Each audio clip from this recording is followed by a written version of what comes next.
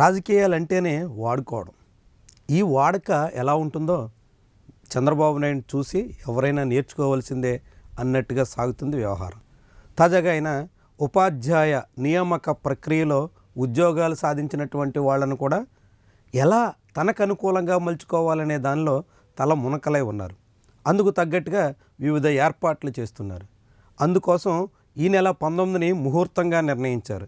ఆ రోజు ఒక భారీ ఈవెంట్కి సన్నాహాలు చేస్తున్నారు. ఆంధ్రప్రదేశ్లోని సచివాలయం వెనుక ఈ ఈవెంట్ కోసం ఇప్పటి నుంచే ఏర్పాట్లు మొదలయ్యాయి.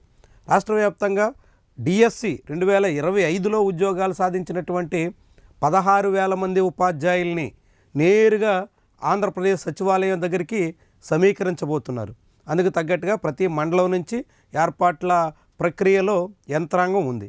వాళ్ళందరినీ ఇక్కడ తీసుకొచ్చి ముఖ్యమంత్రి చేతుల మీదుగా నియామక పత్రాలు అందిస్తాం అని చెప్తున్నారు. వాస్తవానికి ఉపాధ్యాయ నియామకం డిఎస్సీల పేరుతో జరుగుతుంది. డిఎస్సీ అంటేనే డిస్ట్రిక్ట్ సెలక్షన్ కమిటీ. జిల్లా స్థాయిలో జరిగేటువంటి నియామక ప్రక్రియకి రాష్ట్ర స్థాయిలో వేడుక, అందుకొక రాజకీయ వ్యవహారం, దాన్ని క్రెడిట్ గేమ్లో చంద్రబాబు చేస్తున్నటువంటి ప్రయత్నం. వాస్తవానికి రాష్ట్ర ప్రభుత్వమే ఉపాధ్యాయ నియామకానికి అనుమతించింది, డిఎస్సి నియామక ప్రక్రియ చేపట్టింది. దాన్ని జిల్లా కమిటీల ఆధ్వర్యంలో సాగించారు. జిల్లా సెలక్షన్ కమిటీ నియమించినటువంటి ఉపాధ్యాయులకు కలెక్టర్ల ఆధ్వర్యంలో డిఎస్సి ద్వారా నియామక పత్రాలు అందించాల్సి ఉంది.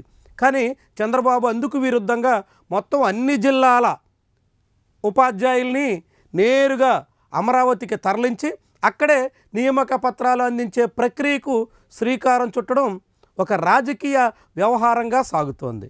ఈ చంద్రబాబు కొత్త ఏం కాదు. 2016లో కూడా ఇదే పద్ధతిలో ఆనాడు డిఎస్సిలో ఎంపికైనటువంటి అభ్యర్థులందరినీ ఇదే విజయవాడలో భారీ సభ పెట్టి అదొక రాజకీయ వ్యవహారంగా నడిపినటువంటి అనుభవం ఉంది. ఒకవైపు ఆంధ్రప్రదేశ్లో ఉపాధ్యాయులు రోడ్డెక్కి ఆందోళన చేస్తున్నారు. యూటీఎఫ్ ఈ నెల 26వ తారీఖున చెలో విజయవాడకు పిలుపిచ్చింది. ఉపాధ్యాయుల సమస్యల పరిష్కారంలో, విద్యారంగ సమస్యల పరిష్కారంలో చంద్రబాబు సర్కారు నిర్లక్ష్యాన్ని ఎండగడుతోంది. ఆ ఉపాధ్యాయ రణబేరి పేరుతో యూటీఎఫ్ నిర్వహిస్తున్న కార్యక్రమాన్ని ఎక్కడెక్కడ పోలీసులు అడ్డుకునే ప్రయత్నం చేస్తున్నారు. మొన్న శ్రీకాకుళం పలాసలో, నిన్న అల్లూరు జిల్లా రాజబొమ్మంగిలో యూటీఎఫ్ నాయకుల్ని పోలీసులు నిలువరించారు.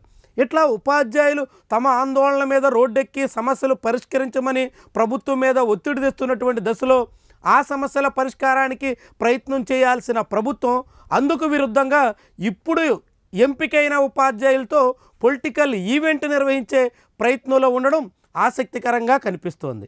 ఉపాధ్యాయులు సమస్యలు పరిష్కరించండి అంటూ రోడ్డెక్కితే వాళ్ళని పోలీసులతో అడ్డుకుని అరెస్టుల వరకు వెళ్తున్నటువంటి చంద్రబాబు రెండో వైపు ఇంతమంది ఉపాధ్యాయులకి తానే నియామకాలు చేపట్టాను, తన వల్లే మీ అందరికీ ఉద్యోగాలు వచ్చాయి, నేనే మీ అందరికీ మార్గదర్శిని, నాకే మీరంతా అండగా ఉండాలి అనేటువంటి ఒక కలరింగ్ ఇచ్చే ప్రయత్నానికి పూనుకోవడం అన్నది రాజకీయంగా చాలామందిని విస్మయానికి గురి చేస్తుంది.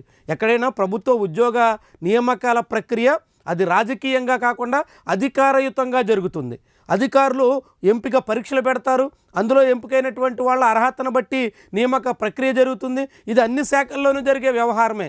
కానీ ఉపాధ్యాయ నియామకాల విషయంలో చంద్రబాబు చేస్తున్నటువంటి తతంగం చూస్తే 16,000 పోస్టులకే చంద్రబాబు ఎంత చేస్తుంటే మరి 1,25,000 పోస్టులు నియామకం జరిపినటువంటి జగన్మోహన్ రెడ్డి, కొత్త వ్యవస్థను తీసుకొచ్చినటువంటి జగన్మోహన్ రెడ్డి ఇంకెంత చేసి ఉండాలి అనే అభిప్రాయాన్ని వ్యక్తం చేస్తున్నారు. 2019లో జగన్మోహన్ రెడ్డి అధికారంలోకి వచ్చిన వెంటనే గ్రామ సచివాలయ వ్యవస్థ అనేది సృష్టించి ఒకేసారి 1,25,000 పోస్టుల వరకు నియామక వ్యవహారాన్ని సాగించారు. 16,000 పోస్టులతోనే ఈ ప్రభుత్వం ఎంత అడవాడు చేస్తున్నప్పుడు అప్పుడు ఇంకెంత జరగాలనే మాట ఈ సందర్భంగా వినిపిస్తోంది. ఇదొక రాజకీయ ఈవెంట్గా చంద్రబాబు మార్చేస్తున్నటువంటి వైనానికి నిదర్శనంగా అంతా భావించే పరిస్థితి వస్తోంది.